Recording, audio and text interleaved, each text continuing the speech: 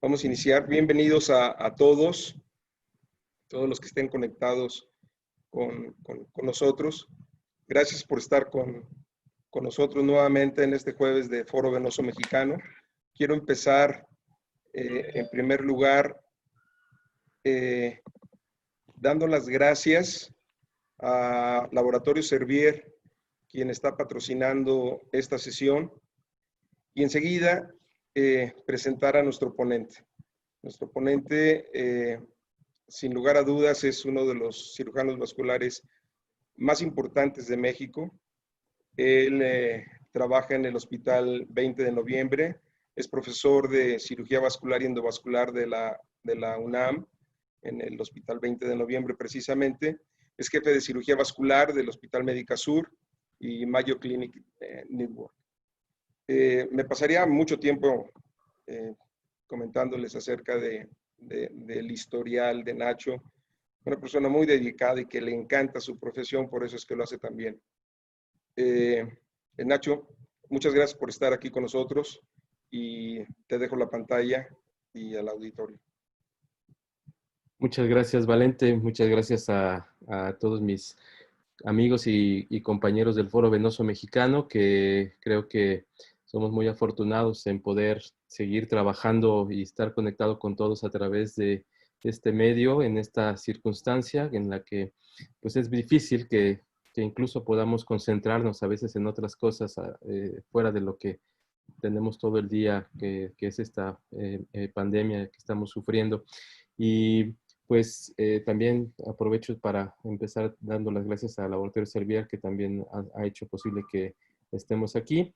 Y pues el tema que hoy nos han pedido, y voy a empezar a compartir mi pantalla, a ver si es posible que la vean. Por favor, me dicen si ya la logran ver. Ahí está. Sí, está Sí, bien. ¿verdad? Sí. Bien. El tema es complicaciones de las varices en los miembros inferiores, pero en realidad no es posible hablar solamente de complicaciones en las varices, porque las varices ya de por sí son una complicación. Las varices ya representan una de los estadios de la enfermedad venosa crónica antes de que incluso llegue a ser insuficiencia venosa. De tal forma que creo que debemos de concentrarnos más en las complicaciones que esta enfermedad venosa crónica puede darle al paciente.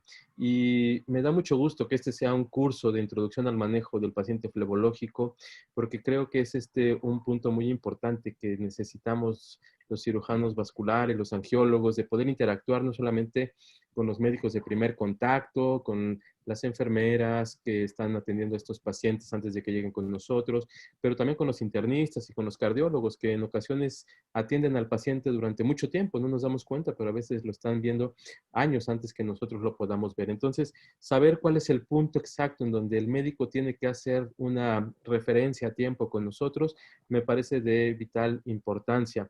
Y bueno, quisiera en este momento también disculparme un poco con mis compañeros de la especialidad, o los compañeros que son ya angiólogos, porque pues esta plática no intenta ser una plática muy profunda en ese sentido, sino lo que he querido es que todos los que son médicos de primer contacto, ya sean médicos familiares, generales, los que están dedicados a esta parte de la flebología, puedan ver lo que hacemos los especialistas con los casos que son realmente complejos y que necesitan el tratamiento por un especialista en angiología o en cirugía vascular.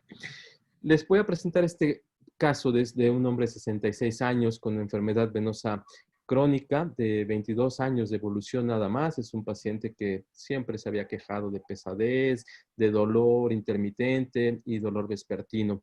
Y en realidad el paciente estuvo manejado durante mucho tiempo por médicos de primer contacto a su alrededor o en su comunidad, y como pueden ustedes notar en la imagen, pues evidentemente este paciente tiene edema, tiene eritema alrededor de las regiones perimalleolares y tiene cambios crónicos en la piel, en el tobillo, que ya van más allá de una dermatitis ocre y que en algunas zonas ya tiene datos de atrofia y de lesiones preulcerativas. De tal forma que este paciente, cuando yo lo interrogué, nunca había recibido una prescripción adecuada para un calcetín o para una media de compresión. Y por el contrario, y les voy a presentar, bueno, aquí ven lo que he resaltado, les voy a presentar sin el afán de exhibir a nadie, pero esta es una receta que el paciente traía, que le había dado su médico de primer contacto, en donde ustedes pueden ver que pues, el paciente recibía desde tratamientos venoactivos diferentes hasta antibióticos de muy amplio espectro para este tipo de padecimiento y además diferentes medicamentos para el dolor y para la inflamación, todos mezclados en una sola receta y pues por desgracia no había otra medida de higiene general que el paciente hubiera recibido. Entonces, tal vez desde el punto de vista farmacológico tenía una prescripción adecuada en algunas cosas, pero faltaban algunas otras. Y como este paciente, pues recibimos muchos así, muchos pacientes que de pronto necesitan la orientación desde la parte inicial, por eso es que me parece vital este tipo de cursos. Y si nosotros revisamos lo que dicen las guías de la Sociedad Americana de Médicos Familiares, pues pueden ustedes ver que hay diferentes guías que ellos toman y adaptan de las guías que tenemos nosotros. Pero lo que me parece muy importante es que igual que lo hacemos nosotros con el nivel de evidencia para cada uno de los puntos que necesitamos nosotros tratar, para ellos el nivel de evidencia de cuándo referir al paciente es un nivel de evidencia bajo, sin embargo, lo toman en cuenta de una forma muy importante y cuando uno lee este tipo de artículos que tienen ellos de, digamos, revisión, se da uno cuenta que el conocimiento que tienen los compañeros es bastante profundo y muy importante. Sin embargo, creo que hace falta esta comunicación entre nosotros con ellos en este tipo de cursos como este. Así que les invito a que revisen este artículo, que es un artículo de revisión. La verdad es que está bastante completo y me parece que tiene los puntos básicos de las recomendaciones que el médico de primer contacto debe tener en este tipo de padecimientos. Estuve viendo las sesiones pasadas en donde mis compañeros que presentaron todo el aspecto epidemiológico y de la fisiopatología lo han hecho de una manera extraordinaria y pues yo no quisiera hacerlo de una manera más profunda porque esto ya ha sido tocado de esta forma. Simplemente lo que quiero es resaltar que todo el proceso de la enfermedad venosa crónica empieza no solamente con una simple dilatación venosa que el paciente tenga porque tenga factores genéticos para que se dilate la vena, como de pronto concebimos o concibe el paciente, sino que esto es consecuencia de una cascada inflamatoria en la que los actores principales al inicio son los leucocitos porque hay una alteración franca del endotelio, ya sea porque las fuerzas de rozamiento cambian, ya sea porque el glicocálix también se encuentra alterado, pero de alguna manera esto permite que los leucocitos empiecen a migrar hacia la parte del intersticio y de ahí empieza una cascada de procesos inflamatorios en los cuales algunas de las moléculas proinflamatorias que están viendo ustedes ahí, como el factor de necrosis tumoral, como la interleucina 1, la interleucina 6, son capaces de activar a estos macrófagos para que hagan un cambio fenotípico y se conviertan en macrófagos que van hacia la destrucción o hacia la lisis de diferentes estructuras y proteínas y con ello, bueno, pues hay cambios no solamente en la pared y en las válvulas venosas, sino también en la piel cuando ya estos cambios son tan importantes que la hipertensión venosa, como fue bastante bien explicada en las sesiones previas, pues se da. Y aquí, pues simplemente para remarcar que para que una vena que está ya inmersa en un proceso inflamatorio se convierta en una varice, pues necesita que haya diferentes factores. A esto vienen factores hemodinámicos, por eso es que no todas las venas ni todas las piernas forman varices. También hay factores de hipoxia y esto se da básicamente por las alteraciones hemodinámicas que se están presentando en la pierna y hay cambios fenotípicos de muchas de las células que están interactuando en ese momento y que gracias a todas estas moléculas proinflamatorias que están en la matriz extracelular, pues hacen que se puedan llevar a cabo estos procesos de alteración o de lisis, tanto de proteínas como de otro tipo de estructuras a nivel celular y a nivel extracelular. De tal forma que es un proceso multifactorial antes de que una vena se convierta en una varice. Nosotros clásicamente hemos adoptado esta clasificación del SEAP, que seguramente todos conocen y que también revisaron en las sesiones previas, en donde nosotros tratamos de hacer una fotografía de cuál es el estadio actual del paciente. Y algo que me parece muy importante es que logremos nosotros identificar realmente cuál es la verdadera utilidad de esta eh, clasificación y que nosotros podamos de alguna manera saber que tiene muchas virtudes, muchos beneficios para poder nosotros clasificar y tratar adecuadamente al paciente, pero tiene grandes limitantes desde el punto de vista, digamos, de pronóstico. ¿Por qué? Pues porque la clasificación es estática, no es una clasificación que permita evaluar al paciente desde el punto de vista evolutivo. Casi es como si fuera un TNM de los oncólogos con el cual clasifican al paciente. Sin embargo, esa clasificación tiene otros factores que permiten ponerle pronóstico al paciente. En esta clasificación, por desgracia, todavía no. Sin embargo, algunas otras, como el score de severidad venosa, podrían darnos datos que son de relativa importancia para nosotros. Mis compañeros también la han tocado, pero quisiera yo simplemente identificar que esta clasificación es muy importante para que el médico que vea al paciente con enfermedad venosa crónica sepa que tiene en la mano una gran caja de herramientas para poder identificar no solo el proceso agudo que tiene en este momento, sino probablemente de dónde viene ese proceso. Y esto es lo que nos permite hacer un estudio sistemático de la enfermedad venosa gracias a esta clasificación. Como ya lo vieron también en las sesiones previas, pues la clasificación va de las siglas de C de la parte clínica, que va desde el 0, donde no hay signos, pero ya hay síntomas del paciente, hasta una clase 6, en donde ya hay cambios dérmicos completos con pérdida de continuidad de la piel y una úlcera. Y en realidad, pues del 0 hacia el 6 vamos pasando por diferentes procesos como la telangiectasia, las venas reticulares, las venas varicosas como tal, el proceso del edema o la retención de líquido secundario a esta enfermedad venosa y también clasificarlo de acuerdo a la probable etiología. Y de aquí es la importancia de que esta clasificación nos dé suficiente información para poder hacer el tratamiento adecuado del paciente. La anatomía en esta clasificación es muy compleja porque obviamente había que memorizarla de acuerdo al nombre de la vena, al sector, si era profundo, superficial, comunicantes, perforantes, y después ponerle un número. Y por último, la P para saber desde el punto de vista de fisiopatología si era por obstrucción, reflujo o una combinación de ambos procesos, y que en realidad pues esto se ocupa básicamente para fines de investigación, pero es útil de pronto en el expediente tenerlo. Digamos que el resultado de esto es que la incompetencia valvular que resulta de este proceso de enfermedad venosa crónica hace que el paciente tenga lo que conocemos como hipertensión venosa y que esto es algo que tienen los pacientes incluso en fases asintomáticas, en donde desde el punto de vista hemodinámico ya logramos ver cambios en el ultrasonido y que han sido reportados en estudios poblacionales y que nos permiten saber que hay pacientes que ya tienen cambios y esto no solamente en el diámetro, sino también incluso en la destrucción valvular y en el grosor de la pared de la vena. Hemos nosotros estudiado esta parte del grosor de la vena, incluso publicamos un artículo en conjunto con el doctor Raffetto y el doctor Nicola Bropoulos en el Journal Vascular Surgery, en donde se ha demostrado que ya hay cambios de acuerdo a la edad y de acuerdo a si el paciente tiene algún tipo de reflujo axial o solamente troncular.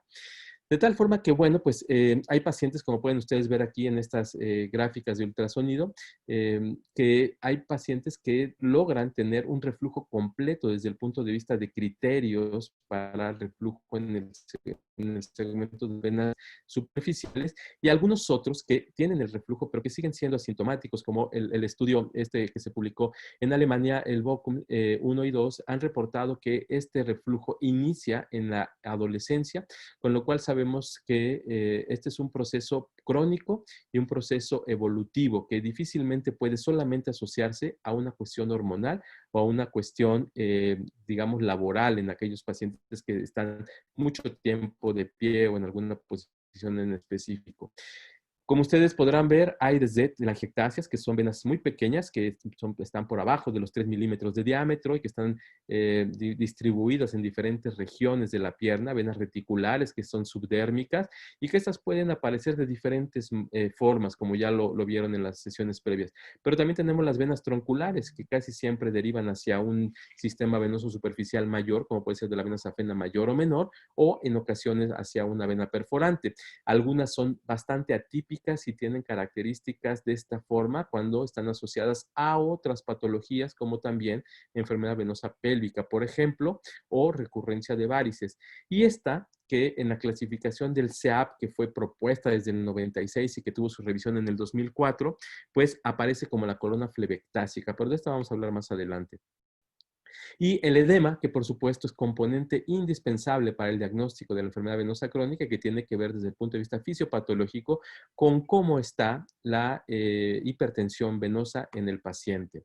Y de ahí hacia adelante, lo que conocemos ya como insuficiencia venosa, en la cual pues hay cambios tróficos en la piel que van desde simplemente dermatitis, manchas ocre y depósitos de hemosiderina que ya van acompañados de un proceso inflamatorio mucho mayor y dan lugar a lo que llamamos lipodermatoesclerosis, en el cual el paciente pues no solamente tiene estos cambios iniciales, sino que también puede incluso tener procesos preulcerativos importantes en las regiones más distales de la pierna, cerca del tobillo. Y de aquí, bueno, pues obviamente todas estas lesiones y microlesiones, como es la atrofia blanca, que cuando uno la ve con detenimiento, pues sabe que ha habido procesos microulcerativos repetidos, o la C5, que es ya una úlcera cicatrizada, y la C6, que son úlceras todavía activas y que tienen un componente hemodinámico importante, por lo cual, bueno, pues en ocasiones no tienen un cierre como uno quisiera, y que son úlceras de características muy típicas como estas, casi siempre por delante del malleolo interno o del malleolo externo, en caso de que tengan algún compromiso con venas perforantes o la vena safena menor,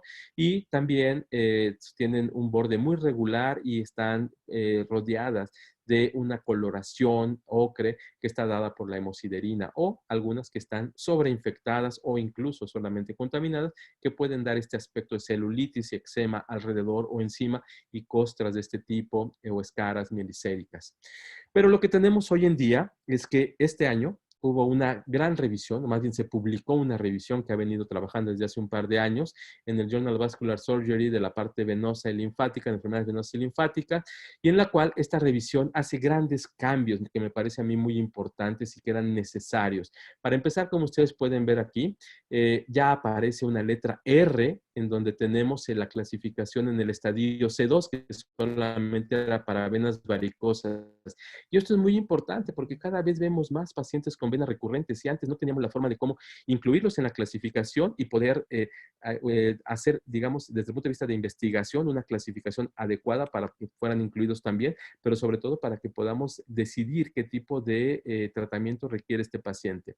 Pero cuando ven el C3 se queda solamente con el edema más todo lo anterior que tienen ustedes aquí y nos está faltando la corona flebectásica porque estas venitas que se veían en el tobillo y que parecían ser una extensión más de las venas de la parte de la pierna. No es así, es una verdadera progresión de la enfermedad y por eso es que el comité lo ha evaluado de tal forma que lo han puesto en el estadio C4C, de tal manera que ya es considerado una lesión grave asociada probablemente a una posible ulceración en el futuro. Y esto es importante porque si vemos la prevalencia de pacientes que tienen corona flebectásica hoy en día, son muchos, de tal manera que hoy estos pacientes ya son clasificados en el estadio C4, que también significa que van a requerir tratamientos mucho más avanzados y no solamente probablemente tratamientos médicos. La C5 sigue igual, la C6 ha cambiado también a C6 recurrente. Y esto es importante porque muchos de nuestros pacientes, como bien sabemos, cicatrizan, pero después vuelven otra vez a abrirse estas úlceras y de tal forma que esto nos permite poder tener otra opción de tratamiento. Les pongo aquí una imagen de una paciente que fue operada, como ustedes pueden ver, de exclusivamente flebectomías en 1995 y que desde el punto de vista fisiopatológico, ella no tenía una hipertensión venosa y varices, porque tuviera incompetencia de la vena safena menor o mayor, sino porque tiene lo que llamamos varices o venas del hueco popliteo, que son varices que van directamente a la vena poplitea y que, como ustedes pueden ver aquí, recurren de una manera dramática y constante. Y hasta que no se hace una ligadura de esta zona o se hace una escleroterapia con espuma de estas venas, no deja de recurrir el paciente. Aquí les pongo otro caso más en donde esta paciente llegó en este año con esta úlcera, con un dolor prácticamente 10 de 10 en la escala análoga del dolor. Como pueden ver, está con celulitis periférica, es una pierna que está francamente en sufrimiento. Y bueno, su cirujano hace 18 años le había hecho safenectomía. Curiosamente, ese cirujano había sido yo. Y entonces ahora la paciente llegó pues prácticamente a reclamarme que por qué tenía nuevamente un proceso de varices asociadas en esta zona. Y bueno, lo que detectamos es que había algunos perforantes que estaban en esta zona y más arriba. Hicimos escleroterapia de forma secuencial y logramos que también a través de la compresión elástica, los fármacos venoactivos, la escleroterapia, lograr al paciente cicatrizar y mejorar sobre todo lo que más le preocupaba, el dolor. Pero vean cómo este tipo de esquemas de mapas hemodinámicos nos permiten identificar perfectamente bien de dónde viene el proceso y qué es lo que tenemos que hacer desde el punto de vista del tratamiento médico. Y bueno, esta zona que llamamos ahora de hipertensión venosa o corona flebectásica del tobillo, casi siempre está dada por una vena que se llama vena accesoria posterior. Es una vena que tiene pocas válvulas y que al momento de que estas válvulas sufren porque la vena safena mayor o perforantes están con mayor presión, esta vena transmite de una manera más rápida la presión hacia abajo, la hipertensión, y de esta manera se abre fácilmente esta red de venas alrededor del malleolo, con lo cual se forma la corona flebectásica de una manera rápida, y esto está asociado pues obviamente casi siempre a un reflujo de la vena safena mayor. Aquí les pongo el diagrama hemodinámico de cómo la corona flebectásica tiene este tipo de fenómeno fisiopatológico y cómo al momento que nosotros interrogamos a la vena con el efecto color, pues vemos que hay una inversión al momento de que el paciente hace una dorsiflexión del primer dedo del pie. Y otro caso más en donde ustedes pueden ver con termografía digital cómo estamos viendo que esta misma vena accesoria posterior tiene incluso algunos paquetes variciales importantes, conexiones con la vena tibial posterior y después aquí su conexión hacia la vena safena mayor más arriba, pero el efecto grave de esta vena accesoria posterior en realidad es que forma esta corona flebectásica que hoy en día sabemos que no es tan inocua como se pensaba. En cuanto a la parte de la de etiopatology en inglés, pues hay una variante también. Si es intravenosa o extravenosa esta etiología de la enfermedad venosa. Y les pongo un ejemplo aquí, una paciente de 52 años que ha sido tratada en mi hospital desde prácticamente el año 2000. Yo la conocí cuando era residente. Estas eran más o menos las lesiones que tenía al principio y era una paciente con úlceras recurrentes. La estudiamos como en aquella época lo hacíamos y en realidad vimos que tenía reflujo de la vena safena mayor, luego de la menor, luego de las perforantes y le hicimos todo lo que se imaginan, ablaciones de perforantes, y encontramos que pues cada vez que le hacíamos algo mejoraba parcialmente y después volvía nuevamente a recurrir. Y aquí les pongo más o menos lo que encontramos en esta última revisión que le hicimos a finales del año pasado, en donde la vena ilíaca común y la vena ilíaca externa estaban completamente ocluidas. Y esto es algo interesante porque antes, y me refiero como culpable también, era difícil que volteáramos a ver por ultrasonido las venas ilíacas y mucho menos por una angiotomografía o por una flebografía. No era lo común que estuviéramos haciendo flebografías a todos estos pacientes. Y cuando decidimos adoptar el ultrasonido como el estudio estándar o el gold standard, pues en realidad dejamos de ver mucho el segmento ilíaco. Y entonces, bueno, pues obviamente esta paciente tenía un síndrome postrombótico y como pueden ustedes ver aquí, tenía una gran red venosa ya varicosa y que tenía permeabilidad completa de la vena femoral, pero una gran cantidad de colaterales que se iban a través de estas venas obturatrices y pudendas y que tenían un drenaje de flujo a través de la vena ovárica y de aquí a la vena renal izquierda y hasta la cava inferior. parecería, y digo también si me lo ponen de examen, podría ser una vena cava doble, pero en realidad es una vena ovárica con una gran cantidad de varices periuterinas, pélvicas, que drenan hacia la vena ilíaca interna del lado derecho y de ahí hacia la vena cava inferior, y también con una colateral suprapúbica o un bypass suprapúbico fisiológico. Cuando vemos más adentro, estamos viendo que las venas tibiales posteriores y anteriores están perfectamente bien y que lo único que tenemos pues es esta obstrucción. Así que lo que hicimos pues fue tratar de aliviar esta obstrucción desde la región de la ingle hasta la bifurcación de la vena ilíaca. Aquí unas imágenes en corte sagital para que vean ustedes esta gran cantidad de varices pélvicas que no son varices por reflujo. Bueno, al menos ya lo sabemos nosotros ahora, pero lo que hicimos fue primero hacer una flebografía desde el cuello por la vena yugular interna, metemos un catéter Headhunter, después una guía y hacemos una flebografía para acto seguido saber si tenemos reflujo o no. Y como ustedes pueden ver, hay reflujo, pero el reflujo es parcial y solamente es un reflujo que permite que esta colateralidad se vaya hacia el lado derecho, pero no es un reflujo amplio como nosotros hubiéramos pensado y en realidad cuando lo hacemos desde la vena renal no hay reflujo como tal, ni había pinzamiento de la vena renal, de tal forma que pues lo que hicimos enseguida fue tratar de recanalizar con diferentes guías, catéteres, balones, estas venas ilíacas externa y común,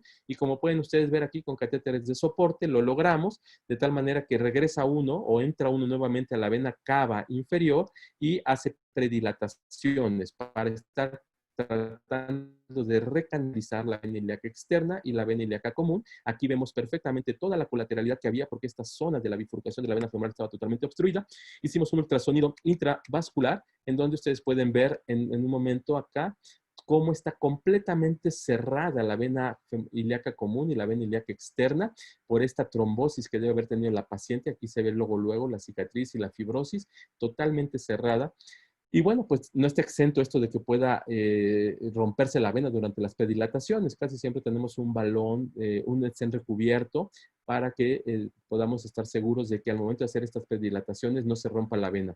Colocamos un stent, un word stent en ese caso, en esa zona, un par de stents y fuimos viendo que había ya una mejoría del flujo conforme lo íbamos haciendo. Posteriormente fuimos haciendo angioplastías en la parte más inferior para ver si lográbamos que el inflow, o sea, la parte de entrada de la sangre hacia el stent, fuera adecuado. Y podemos ver cómo ya mejora después de hacer varios intentos. Total, aquí podemos ver cómo la fibrosis se logra abrir de pronto ya con el balón y el stent, pues como ustedes pueden ver, está por debajo del ligamento inguinal. Sin embargo, es un stent que tiene probada su eficiencia y la durabilidad y que difícilmente se va a fracturar de acuerdo a los estudios que están publicados. Si vean ya al final cómo tenemos un gran flujo, hay ausencia total de colaterales, lo cual es el signo más importante de que se ha aliviado esta obstrucción y por supuesto que desde el punto de vista intravascular el ultrasonido nos habla de que ya hay una luz, aquí es la vena cava inferior, la vena ilíaca común del lado izquierdo y el stent que está ya totalmente permeable y la fibrosis que queda alrededor del stent, pero el stent está totalmente funcional y está incluso ahí viéndose el flujo dentro del stent. Ahí ya estamos en la región de la ingle.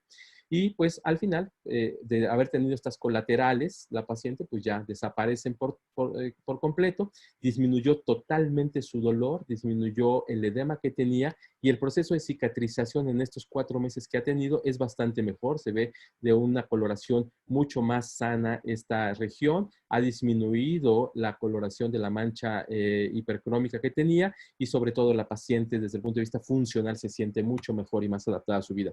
Hacemos seguimiento a estos pacientes por ultrasonido, aquí vemos con el inflow cómo está el stent permeable y drenando hacia la vena cava de forma completa, la parte del inflow también y medimos con espectro Doppler que las velocidades sean adecuadas para que el stent se mantenga con buena velocidad por dentro y que tengamos este tipo de imagen en donde la arteria queda por arriba, la vena queda por abajo, vamos siguiendo el stent hasta que a nivel de la quinta vértebra lumbar vemos la arteria ilíaca derecha encima de esta zona con el stent dentro de la vena y drenando hacia la vena cava inferior.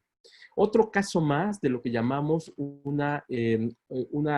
varices atípicas en estos pacientes son estas veces que vemos en la cara lateral y que a veces solamente esclerosamos y que no interrogamos más arriba si la paciente tiene alguna conexión. En este caso, cuando quitamos la pantaleta, nos damos cuenta que la paciente tiene varices que vienen desde las regiones glúteas y con esto lo que hacemos es ir a buscar las conexiones que haya entre la pelvis y los miembros inferiores. Y como sabemos hoy en día, existen diferentes puntos de fuga a través de los cuales este reflujo o incompetencia de las venas pélvicas se transmite a través de la vena glútea superior e inferior a esta región de la parte posterior del muslo hacia lo que podría ser venas de Giacomini y algunas otras venas de la parte lateral. Pero también hay comunicaciones hacia la safena mayor, la femoral, en fin, muchas otras. Lo que hacemos en estos casos es hacer embolización selectiva. Como pueden ustedes ver aquí, nos metemos a la vena glútea superior o glútea inferior, colocamos un coil y lo vamos haciendo secuencialmente de tal manera que vayamos inhibiendo el reflujo de forma gradual hasta que ya, como ven ustedes aquí en esta imagen sagital, ya no tenemos reflujo hacia las venas glúteas superiores e inferiores y después de 3 meses, simplemente con escleroterapia con espuma en estas regiones sin cirugía, la paciente tiene una mejoría no solo clínica, sino también funcional de forma importante. Otro factor más extravenoso, en este caso, alteraciones de la bomba. Y por eso es importante estos cambios en la clasificación de SEAP. Vean esta paciente, totalmente alterada la posición, está en posición de valgo, está totalmente perdido el arco. Pues por supuesto que su enfermedad venosa crónica, su SEAP 4A o B, ya está influenciado por esta alteración de la bomba. No es que sus venas tuvieran un proceso inflamatorio como otros pacientes, sino que la bomba muscular no funcionó como lo vieron en las sesiones previas. Desde el punto de vista de la A, de la anatomía, lo único que cambió es que ahora pues, se les da nombre en lugar de darles número, y esto es algo importante. Y la P realmente no cambió en esta nueva revisión del 2020 de la clasificación SEAP. Pero me pareció importante ponérselas porque creo que nos permite revisar cómo estos pacientes se complican de acuerdo a lo que la clasificación nos permite ir viendo.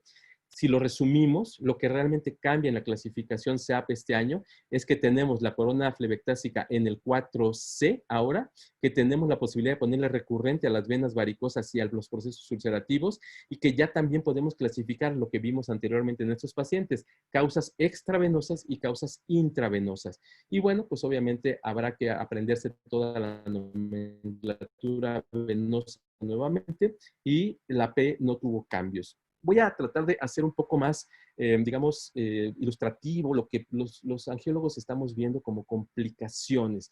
Y probablemente la primera complicación es cuando el paciente llega con nosotros y nos dice, tengo dolor. Y uno intenta darle algún medicamento, ya sea fármacos venoactivos o algún otro medicamento analgésico, antiinflamatorio, y el paciente sigue con dolor todavía.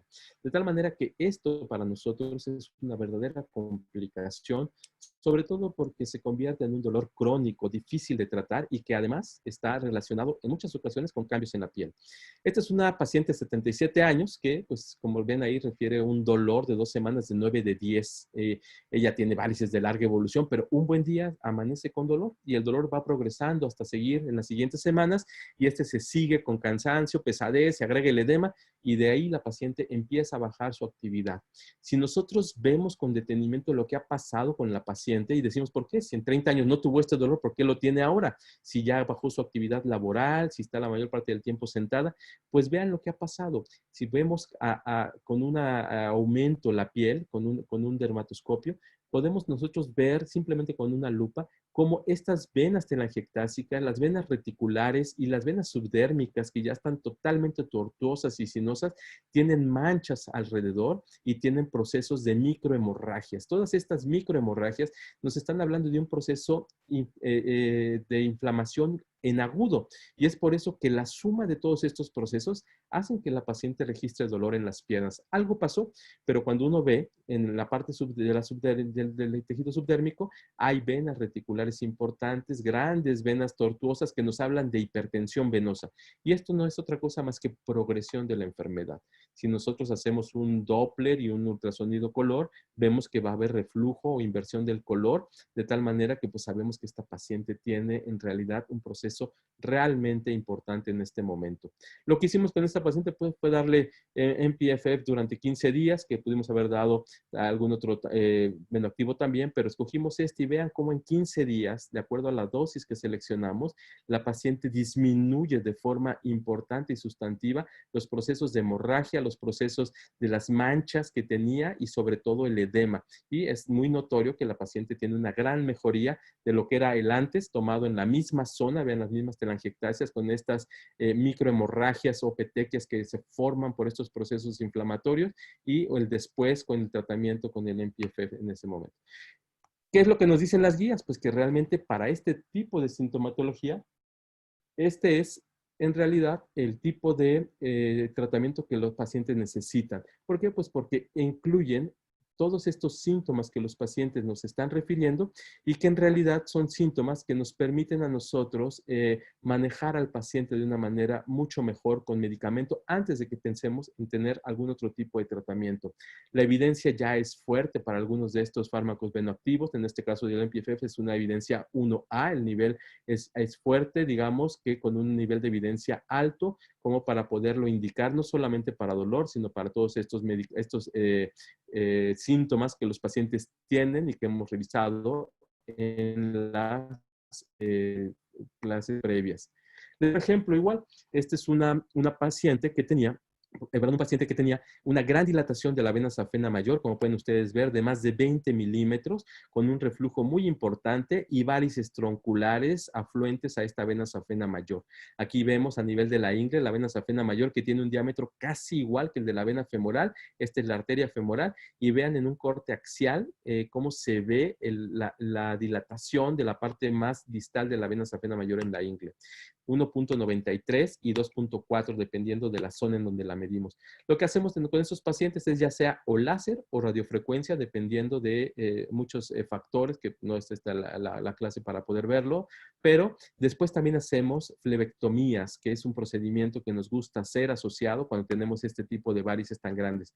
Vean ustedes esta gran varice que tenía este paciente troncular en esta termografía digital y esta gran cantidad de venas que provocaba, mientras blanco en la termografía caliente, provocaban este proceso inflamatorio tan importante y que después de haber hecho ablación del eje principal, que es la safena mayor, y microflebectomías, el proceso inflamatorio disminuye 10 días después de forma muy importante y en donde, bueno, quedan algunas zonas que van a ir poco a poco disminuyendo. Ya hay evidencia de que este tipo de pacientes con venas grandes también pueden tratarse por vía de ablación. Habitualmente cuando los pacientes tienen más de 16 milímetros de diámetro, pues está más indicado el láser, pero también se puede utilizar radiofrecuencia si la técnica es bien conocida. Y bueno, pues esta relación que se tiene entre la severidad y el diámetro de la vena es lo que también para nosotros lo consideramos como una complicación. ¿Por qué? Porque no todos los pacientes terminan teniendo estos diámetros de esta forma. Segundo caso, que también consideramos como complicación, es la trombosis venosa superficial. Y bueno, este es el caso de una paciente que habitualmente estas trombosis venosas superficiales se pueden manejar muy bien solamente con antiinflamatorios, raramente se tienen que dar anticoagulantes y algunos pacientes que tienen la trombosis en venas muy superficiales, pues realmente la pasan muy mal porque estas venas duelen mucho tiempo, se pueden abscedar también y si ustedes ven desde el punto de vista de la termografía, pues hay una gran inflamación. Esta paciente, después de que la tratamos incluso con antibiótico y con un antiinflamatorio, el proceso estaba casi por ya esfacelarse la piel, por lo que decidimos mejor hacer una flebectomía de esta vena accesoria de la safena mayor de forma quirúrgica y después colocamos este tipo de vendoletes y la paciente le fue bastante bien y estaba muy contenta con el tratamiento. Aquí vemos otro caso igual, una paciente que llegó con dolor en la pierna, en la parte posterior de la pantorrilla a urgencias. Vean cómo tenía su corona flebectásica, que hoy sabemos que nos permite hablar de un proceso mucho más avanzado, y que tenía una vena accesoria anterior que llegaba desde la ingle, o más bien que llegaba a la ingle, a través de todo el muslo, cruzando y dando vuelta a la pierna, y que de aquí desaparecía. Pero la paciente refería el dolor en esta parte. En urgencia le tomaron una angiotomografía, una flebotomografía para ver lo que estaba pasando, pensaron que tenía una trombosis venosa profunda, y en realidad, un ultrasonido que aquí les estoy poniendo en donde se ve perfectamente un proceso de trombosis crónico y una recanalización parcial de esas venas y que en la vena safena menor, vean ustedes cómo tiene procesos de trombosis crónica y algunas venas perforantes. Aquí está la unión o safenopoplitea y la extensión del muslo de la vena safena mayor, en donde se ve que el flujo realmente va hacia arriba y que prácticamente no hay flujo o reflujo hacia abajo a la safena menor. Aquí vemos cómo esta pierna estaba prácticamente llena de venas tronculares muy incompetentes por el proceso y la gran dilatación. Y pues lo que me gusta mostrarles en este tipo de pacientes es cómo las válvulas, aunque estén presentes, ya no funcionan. Por eso es que estas venas tienen un gran reflujo, a diferencia de lo que pasa con una válvula competente que ustedes conocen, que coapta perfectamente al centro y cuando uno comprime la pierna, pues se abre totalmente. Lo que esta paciente tenía, pues era una vena safena mayor competente, pero la accesoria anterior estaba totalmente incompetente, por eso estaba tortuosa y sinuosa, pero había hecho una trombosis de la parte más proximal de esta vena accesoria posterior que llegaba o salía desde la vena safena menor y por eso tenía el dolor. Aquí otras imágenes de cómo aquí el medio de contraste no es captado, pero sí se ve que tiene la recurrencia, vena accesoria anterior totalmente tortuosa. La literatura nos dice que los pacientes que tienen varices o enfermedad venosa crónica tienen más probabilidad de hacer no solo trombosis venosa superficial, sino también trombosis venosa profunda, y esto gracias a que hay cambios hemodinámicos y cambios celulares protrombóticos, no solo en el endotelio, sino también en la parte del endotelio de las válvulas que genera la hipoxia de esta zona y la posibilidad de expresión de moléculas como la S-lectina y la P-selectina que van a agregar más no solamente leucocitos, sino también plaquetas, además de estos procesos de hipoxia a nivel valvular que van a fomentar también la trombosis en estas pacientes. Este caso es el que ya les presenté previamente, simplemente para mostrarles que el proceso de inflamación puede llevar al final a un proceso de trombosis. Y si este reflujo venoso y varices están provocando inflamación, pueden provocar trombosis en algún momento. Un caso más, otra complicación que me parece muy importante es que el paciente tenga varices, pero llegue con dolor pélvico que nadie le dé dar solución. Y estas pacientes tienen este tipo de complicaciones porque está conectado, como ya vimos previamente, el sistema venoso de la pelvis con el de los miembros inferiores. Aquí vemos cómo hay reflujo en la vena safena mayor con inversión y cambio del color, pero cuando vemos en un ultrasonido intracavitario, pues tenemos grandes paquetes varicosos periuterinos y en los anexos, de tal manera que están conectados a través de las venas pudendas y de las venas obturatrices a las venas pélvicas. Y por eso es que si uno solamente trata la pierna y las venas de los miembros inferiores, pues se van a generar varices recurrentes. Por eso la importancia de esta clasificación SEAP nueva, que nos permite identificar este tipo de pacientes y clasificarlos hoy en día mejor para poderles dar el tratamiento adecuado. Incluso vean cómo estas pacientes, uno les pregunta, ¿tienes varices en la región de la ingle o en la vulva? Y dicen que no, pero cuando se hace el ultrasonido se ve que tiene varices en los labios mayores, de tal manera que la hipertensión venosa es bastante y por eso es que muchas de estas pacientes no solo tienen dolor pélvico, sino también tienen dispareunia y algunas otras infecciones genitales de forma recurrente. Además, bueno, pues tenía una incompetencia y reflujo de la vena intersafena, con lo cual el tratamiento, pues no solo es desde el punto de vista pélvico, sino en los miembros inferiores. Y lo que hacemos con ellas es pues esto, hacemos embolización mediante coils de las venas uterinas en aquellas pacientes que tienen más de 5 o de 6 milímetros de diámetro en las varices pélvicas para evitar que tengan este patrón de varices pélvicas y que no lleguen a casos tan monstruosos como estos que son francamente pues ya diagnosticados nada más por la vista. Estas son pacientes mías que yo no pensaba que tenían varices vulvares y vean cómo tienen varices en las vulvas o en las regiones internas a través de las venas pudendas. Y bueno, pues obviamente si uno le pregunta al paciente si tiene dolor cuando está sentado en las piernas o en la pelvis, si tiene edema, si tiene dolor en los glúteos, si tiene dolor poscoital o si tiene dolor al orinar o al terminar, o si su periodo menstrual es con dolor, estos pacientes van a calificar para tener insuficiencia venosa pélvica o enfermedad venosa pélvica. Y bueno, algunos fármacos venoactivos como MPFF también han mostrado disminución de este tipo de sintomatología gracias a que también disminuye el proceso inflamatorio en las venas pélvicas. El caso 4 es una complicación de úlceras complicadas o úlceras recurrentes. Y bueno, aquí les pongo ejemplo de que no solamente son muy prevalentes las úlceras varicosas, sino también que afectan desde el punto de vista económico tremendamente a todas las poblaciones y que son una carga no solo para el paciente, sino para los sistemas de salud. Y esto es porque pues habitualmente pensamos en una úlcera pequeñita, pero cuando vemos realmente pacientes como estos que tienen procesos ulcerativos grandes, pues el caso se vuelve crónico y muy complejo. Y además algunos de ellos tienen también procesos de tromboflebitis asociados o trombosis venosa superficial asociados a los procesos ulcerativos, con lo cual, bueno, pues es difícil el manejo. A veces, como esta paciente recurría y recurría, no nos habíamos dado cuenta que tenía una osteomelitis de la tibia y en este caso, pues obviamente hasta que uno no dé el tratamiento antibiótico adecuado, las pacientes no mejoran. A algunas les va mejor cuando hacemos compresión inelástica, cuando pueden caminar los pacientes, y a algunos les va mejor con la compresión elástica. Hay pacientes que toleran uno y pacientes que toleran otro tipo de vendaje.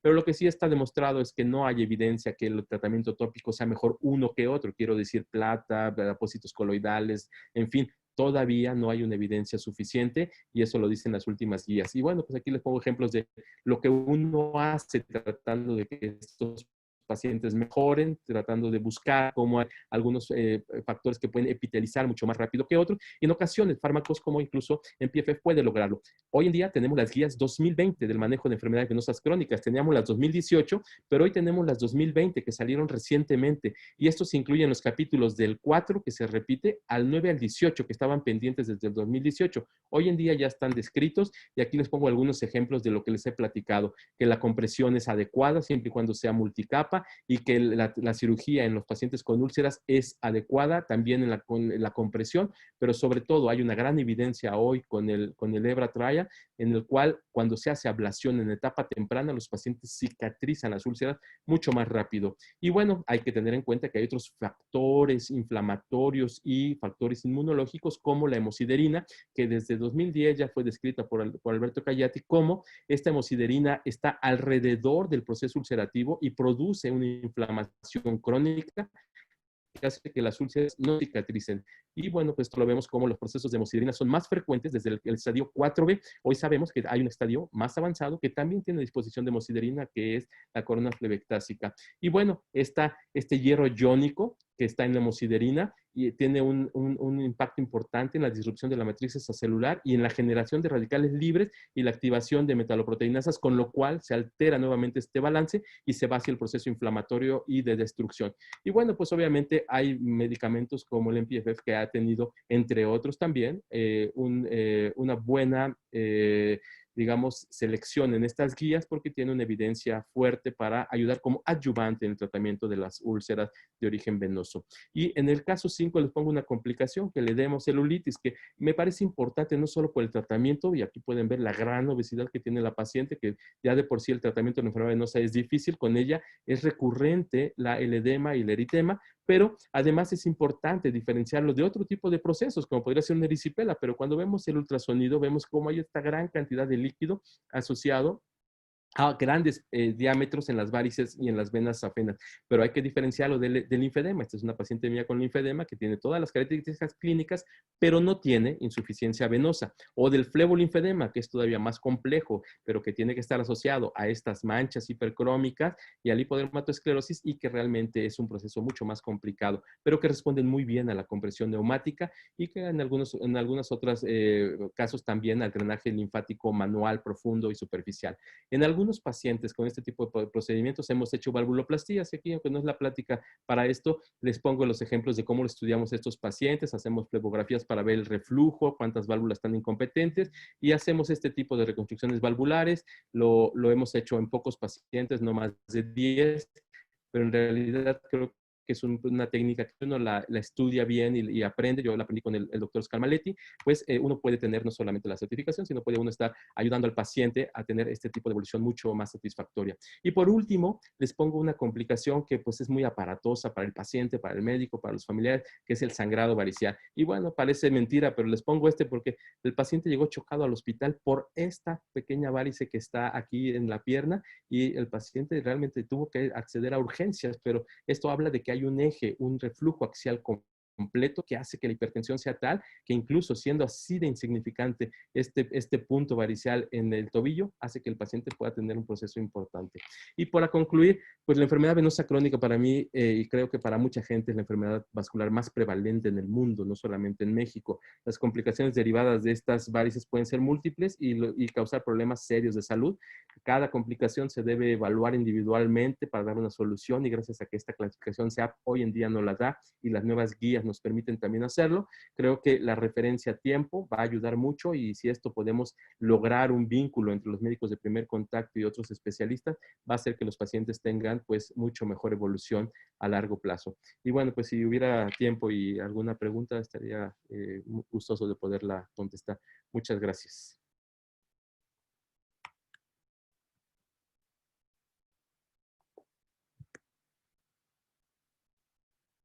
Creo que no te oímos, Valente. Estaba en mute. Digo que felicidades por la presentación, muy completa. Y sí, sí tenemos algunas preguntas que quiero empezar para aprovechar un poco el tiempo. Esta pregunta dice, ¿qué pasa si una paciente por trauma o herida cortante de la safena mayor se pierde? ¿Qué complicación se esperaría si se lesiona la safena? Yo creo que es una pregunta Interesante, interesante. sí. ¿Qué opinas? Pues mira, la safena es una vena que representa aproximadamente el 5 al 8% de todo el drenaje venoso de la extremidad inferior. Entonces, desde el punto de vista del volumen que va a tener la pérdida de esta vena es mínimo y se compensa por otras vías, por la safena menor, por las vías colaterales posteriores y por las venas profundas. Pero la pregunta es interesante porque pues es una vena que ocupamos para los puentes coronarios, por ejemplo, la quitamos por completo, pero también es frecuente que en trauma esta vena se tenga que ligar o retirar. Y bueno, pues yo creo que la respuesta correcta es, se puede ligar, se puede quitar, se puede prescindir de la safena, por fortuna, y en realidad las consecuencias son mínimas. Yo creo que es una vena, para los vasculares, creo que es una vena muy noble que nos permite a nosotros hacer muchas cosas con ella. Sí, y es bien frecuente que nos pregunten los familiares o los mismos pacientes, dicen, fíjese que tenemos que, cuando se hacía la extracción de la safena, tenemos que quemar la safena, desconectar la safena. Dice, oiga, pero es una vena muy importante. No alcanzan a entender que realmente no es una vena importante, que el sistema superficial podemos prescindir de la safena mayor y la safena menor sin afectar el drenaje el drenaje normal venoso de la extremidad. La otra pregunta que es frecuente que te están haciendo, Nacho, es, dentro de tu experiencia, ¿cuál es la complicación más frecuente que ves en pacientes con varices? La más frecuente yo creo que son las úlceras, porque como vascular o como angiólogo, pues nos llegan los casos que ya son un poco más avanzados. En realidad, yo creo que pues nosotros no podríamos decir que en nuestra consulta las úlceras son ese 1.5-2% que a nivel poblacional se refiere en cuanto a las frecuencias. Para nosotros sí las úlceras son más frecuentes y sobre todo creo que eso asociado a procesos de sobrepeso y de celulitis es probablemente lo que más frecuentemente vemos como complicación. Por fortuna la trombosis no lo es tanto y los sangrados tampoco, pero creo que la mayor parte coincidirá conmigo que las úlceras son lo que más problema nos da. Otra de las preguntas también, la relación que hay entre varices con un paciente que tiene trombosis. Es decir, un paciente que tiene varices previamente y presenta trombosis. ¿Cómo se debe de manejar este paciente? Sé que es una pregunta para hablar otra media hora, pero en general, siento que la idea o la pregunta está de qué debes de manejar primero, lógicamente. Bueno, la vía principal de la pierna es el sistema venoso profundo, entonces me parece que nuestro objetivo siempre debe de ser que el sistema venoso profundo quede lo más limpio, permeable posible, que podamos tratar de permitir un flujo adecuado hacia la parte superior. Y lo vimos con el ejemplo de esta paciente que pues tuvimos durante muchos años con procesos similares a varices y a reflujos, digamos, segmentarios, y que pues lo que tenía era un proceso obstructivo, ¿no? Que ya era crónico, pero también tenemos muchos pacientes que tienen procesos trombóticos en agudo. Claro que lo de trombosis crónica no debemos utilizarlo porque lo que tenemos, como hemos visto, pues es fibrosis, ya no tenemos un trombo como tal, sino tenemos un proceso de cicatrización dentro de la vena. Pero creo yo que ese debe ser nuestro objetivo, ¿no? En realidad. Sí.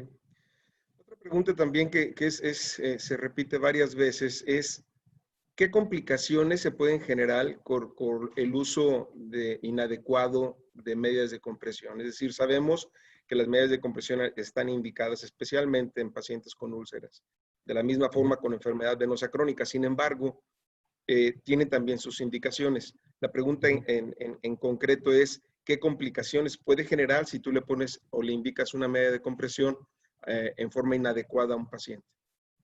Pues la verdad es que muchas, y ahora, hoy en día me preocupa mucho porque no sé si ustedes también, pero los que somos medios noctámbulos, estamos viendo la tele en la noche y de pronto estamos invadidos de estas medias con cierre, ¿no? Por ejemplo, en la cual los pacientes aparentemente se están poniendo un dispositivo más práctico, más cómodo, lo cual no es cierto. La compresión tiene que ser de forma circular y tiene sus gradientes que va de abajo hacia arriba ya muy especificados, de tal forma que una mala compresión, como en el caso de esta, que no es una compresión propia, podría provocar no solamente el agravamiento de síntomas, sino también incluso la aparición de algún proceso ulcerativo, porque pues quedan secuestros venosos por ahí que van a ser zonas de hipertensión y la piel pues va a sufrir. Así que yo creo que tanto es incómodo para el paciente y hace que no tenga apego el hecho de tener una mala compresión prescrita, ¿no? Me refiero a un paciente que a lo mejor tiene un síndrome postrombótico y le pones una media de 8-15 milímetros de mercurio, pues por supuesto que no le va a hacer nada, el paciente no va a sentir mayor alivio y a lo mejor se le enrolla por allá abajo y hace un efecto de cincho y entonces sí puede provocarle más problema o edema. Pero creo que para eso sí es muy importante que la valoración del especialista sea, yo creo que desde el punto de vista del médico de primer contacto, medias 8-15 e incluso 20-30 para procesos de enfermedad venosa crónica y varices, por abajo de la rodilla está bien. Yo diría que lo pueden prescribir sin problema, lo pueden hacer bien. Las medias por arriba de la rodilla casi no están indicadas a menos que el especialista vea algunos datos ahí que son necesarios y digamos que el apoyo es menor. Por fortuna, la mayor parte de nuestros pacientes pueden colocarse medias por debajo de la rodilla y la verdad es que el alivio es bastante cuando lo hacen así. Muy bien. Mónica Rojas pregunta, en el primer nivel de atención solamente tenemos pentoxifilina y sinaricina. ¿Qué opinas al respecto, Nacho? Es que es una tragedia que Sí, por años y por décadas nuestras excelente autoridades de salud respuesta. nunca hayan mirado a sus angiólogos en el Seguro Social y en el ISSSTE y en Secretaría para preguntarles si el cuadro básico estaba bien, porque se entiende que se tenga que dar algo, pero no por eso se tiene que dar lo que no está ni siquiera indicado y lo que no tiene ningún efecto terapéutico. La pentoxifilina solo está descrita en las guías en estudios que tienen muy poca efectividad para manejo adyuvante de una úlcera, pero en realidad no hay una evidencia fuerte y es como, digamos, una herramienta más. Pero, de hecho, ningún fármaco está indicado como absoluto para el tratamiento de úlceras, pero se tienen evidencias como adyuvantes al manejo. Sin embargo, creo yo que debe hacerse una revisión del cuadro básico y dejar de gastar, porque además es cara la pentoxifilina, le causa mucha gastritis a los pacientes, gastritis, Exacto. y ni siquiera para la enfermedad arterial periférica ya. Así que yo creo que si un día desaparece del cuadro básico, nadie va a llorarles por eso. Así es. Otra pregunta es, ¿qué tan importante es la obesidad en el tratamiento del paciente con varices? Es decir, entiendo que está preguntando, es bien frecuente que lleguen con nosotros y que nos digan que los pacientes les dicen, tiene usted que bajar 10, 15, 20 kilos para que la pueda tratar de varices.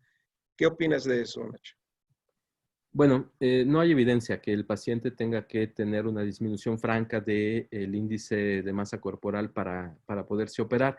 Por supuesto que asociado a el sobrepeso viene pues infección de heridas, mayor edema, una mayor probabilidad de trombosis venosa profunda.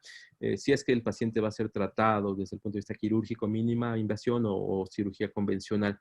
Pero en general el tratamiento de un paciente con enfermedad venosa crónica se ve alterado por el sobrepeso, pues simplemente porque el paciente no puede caminar lo que necesita. Hay muchos mitos. La gente piensa que el tratamiento o parte de las medidas son solamente acostarse y levantar las piernas. Es todo lo contrario. El tratamiento es poner medias de compresión y poner a caminar al A paciente. caminar, Lo que el claro. paciente necesita es que la bomba de compresión muscular que tenemos en las pantorrillas pueda trabajar de forma adecuada con la compresión que pueda lograr que ese reflujo ese flujo sea rápido. En realidad también se cree, digamos como mito, que las medias de compresión ayudan a las varices, pero en realidad ayudan al retorno del sistema venoso profundo y con eso disminuye la acción en las varices de forma indirecta. Pero yo creo que si el paciente camina o hace ejercicio y por hacerlo baja de peso, pues ayuda de ambas formas, ¿no? Muy bien. Pregunta también repetitiva. Dicen, si el paciente tiene varicotrombosis, ¿con qué frecuencia la trombosis de las venas superficiales se van al sistema profundo? Y si es conveniente darles medicamentos de los nuevos anticoagulantes orales. La frecuencia es 23%, o sea, sí, no es tan despreciable, Así pero es. tampoco está justificado anticoagular a un paciente por un proceso de trombosis venosa superficial, que no, ya si la trombosis está en la vena perforante y está por debajo de la fascia, tal vez ahí sí, si el ultrasonido nos da ese dato, a lo mejor sí estaría indicado, pero en realidad con antiinflamatorio, antibiótico, el reposo y la compresión adecuada, al paciente le va bien. Hay pacientes que hacen tromboflebitis de repetición, entonces en estos casos, que ya es como, digamos, una señal de que a lo mejor el siguiente va a ser el sistema venoso profundo, a este tipo de pacientes sí valdría la pena darles algún anticoagulante que puede ir desde la pentoxifilina hasta los nuevos inhibidores del 10A, ¿no? Otra pregunta también que se repite con mucha frecuencia. ¿Qué opinan sobre el tratamiento de las varices con escleroterapia? Bueno, depende de qué varices y de qué segmento, pero el tratamiento Exacto. con escleroterapia es un tratamiento estupendo que se usa en todos lados del mundo, que lo utilizan en las mejores clínicas venosas, en los mejores hospitales, y esto es porque los resultados de la escleroterapia han mostrado ser superiores en muchos estudios a la cirugía, sobre todo cuando el paciente tiene algunas otras comorbilidades, ¿no? Y que pues obviamente también permite que el paciente se reincorpore más rápido a sus actividades, y los riesgos de la escleroterapia bien practicado en manos de un experto que ha hecho un diagnóstico profundo del paciente con un mapa hemodinámico son excelentes. Realmente es un tratamiento que todos hacemos los angiólogos y que me parece que debe quedar en manos del angiólogo. Por supuesto. Y yo aquí agregaría un poco que a partir del advenimiento o de la utilización de nosotros, de los angiólogos, el ultrasonido, hemos identificado con más precisión los puntos que originan las varices, los puntos de reentrada, y el tratamiento que se da ya está dirigido, ya no es simplemente el inyectar superficialmente todas las venas que se alcanzan a inyectar. El riesgo que se tiene al inyectarlas de esa forma es que tengan una recanalización muy pronta, que se vengan complicaciones frecuentes, porque aparte acostumbran a inyectar grandes cantidades, y bueno, eso nos lleva a tener complicaciones que habitualmente no se deben de tener.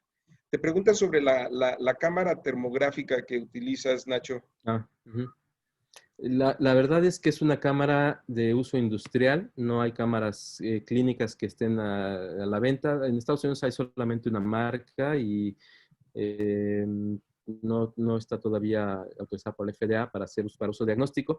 Lo que la cámara térmica nos permite ver es probablemente lo que a veces tenemos que hacer con la mano, que es tocar si está más caliente o más hipertermia en alguna zona que en otra, pero pues uno le dice al paciente, mira, aquí se siente caliente, aquí no, la varice está inflamada, pero cuando lo haces gráfico con la cámara, el paciente se convence que lo que tiene no es una vena dilatada, no es un proceso estético que, ay, no me importa si la varice se ve o no se ve, no, es un proceso inflamatorio que a la larga se va a convertir en un problema. Puede ser una úlcera o puede ser una trombosis venosa superficial o dolor, porque finalmente todo esto está interrelacionado, ¿no? Entonces la usamos con ese fin, la usamos con el fin de también ver, y es muy útil saber dónde quedaron, por ejemplo, venas que no fueron ablacionadas, ya sea por la radiofrecuencia, el láser o por la escleroterapia.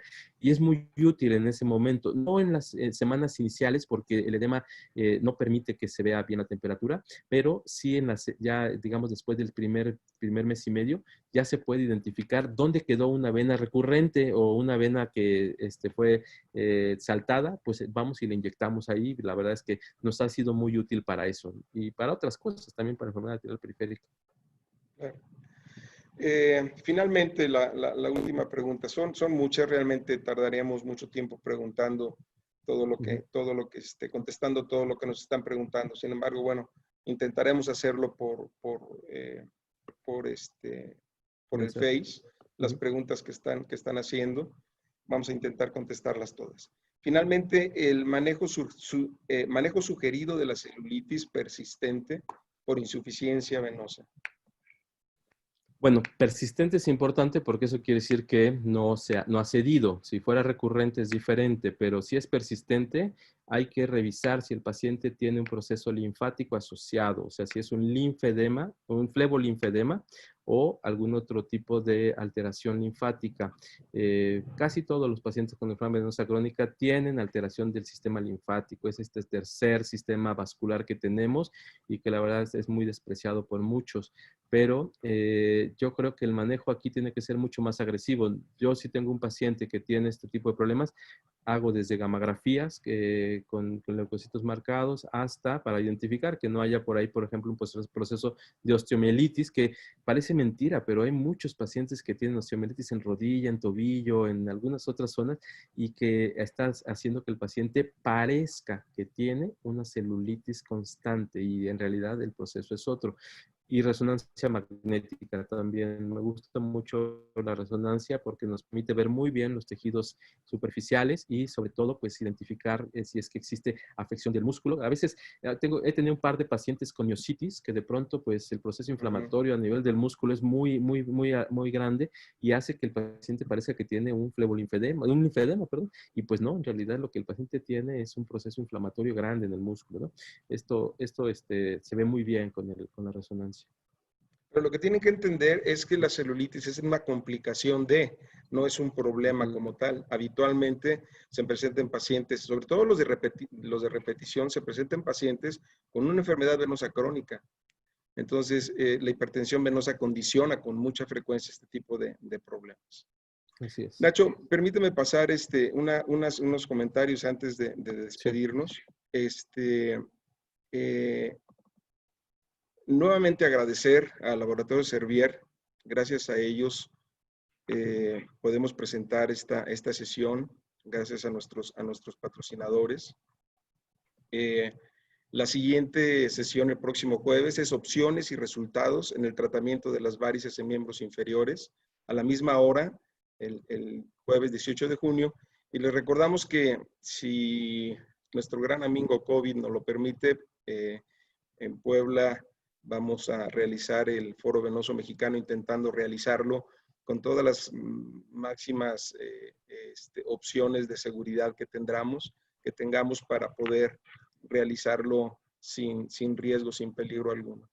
Nacho, quiero agradecerte mucho el tiempo. Yo sé que estás en extremo ocupado y agradecerte por la calidad de esta conferencia. Espero que a todos nuestros amigos, tenemos amigos desde Argentina, Ecuador, según están llegando aquí los mensajes de saludos, de aquí de México, de Pachuca, de Salamanca, de varios lugares del país, pero nos da mucho gusto también que nuestros amigos fuera de México hayan disfrutado de tu conferencia. Te agradezco mucho. Gracias nuevamente al Laboratorio Servier y nos vemos el próximo jueves. Nacho, gracias. Muchas gracias, Valente. Gracias a todos por su paciencia y gracias a Servier también. Hasta pronto. Gracias. Hasta pronto.